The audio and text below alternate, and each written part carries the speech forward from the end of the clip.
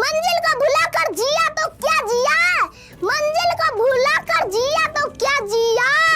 अगर तुझ में दम है तो उसे पाकर दिखा, लिख दे खून से अपनी कामयाबी की कहानी और बोल उस किस्मत से कि दम है तो मिटा कर दिखा। अरे बेटा कोई बात नहीं, शांत हो जा, सब सही हो जाएगा।